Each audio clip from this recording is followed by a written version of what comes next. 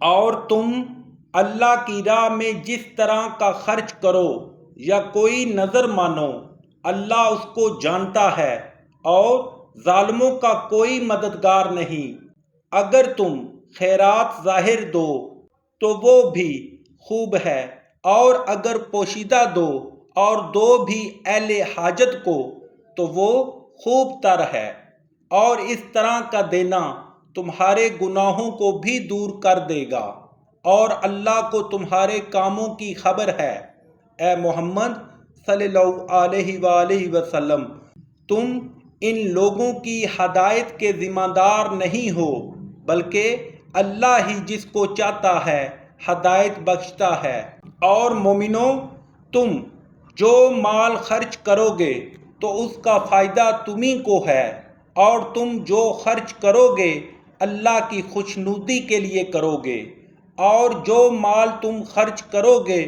وہ تمہیں پورا پورا دے دیا جائے گا، اور تمہارا کچھ نقصان نہیں کیا جائے گا۔ اور ہاں، تم جو خرچ کرو گے تو ان حاجت مندوں کے لیے جو اللہ کی راہ میں رکے بیٹھے ہیں اور ملک میں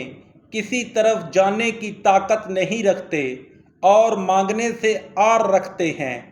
یہاں تک کہ نہ مانگنے کی وجہ سے نا واقف شخص ان کو غنی خیال کرتا ہے، اور تم قیافے سے ان کو صاف پہچان لو کہ حاجت مند ہیں، اور شرم کے سبب لوگوں سے منہ پھوڑ کر اور لپٹ کر نہیں مانگ سکتے۔ اور تم جو مال خرچ کرو گے کچھ شک نہیں کہ اللہ اس کو جانتا ہے۔ جو لوگ اپنا مال رات اور دن اور پوشیدہ اور ظاہر راہ الہی میں خرچ کرتے رہتے ہیں، ان کا صلہ پروردگار کے پاس ہے، اور ان کو قیامت کے دن نہ کسی طرح کا خوف ہوگا اور نہ غم۔ جو لوگ سود کھاتے ہیں وہ قبروں سے اس طرح حواس باختہ اٹھیں گے جیسے کسی کو جن نے لپٹ کر دیوانہ بنا دیا ہو، یہ اس لیے کہ وہ کہتے ہیں کہ سودا بیچنا بھی تو نفع کے لحاظ سے ویسا ہی ہے جیسے سود لینا، حالانکہ سودے کو اللہ نے حلال کیا ہے اور سود کو حرام۔ تو جس شخص کے پاس اللہ کی نصیحت پہنچی اور وہ سود لینے سے باز آ گیا تو جو پہلے ہو چکا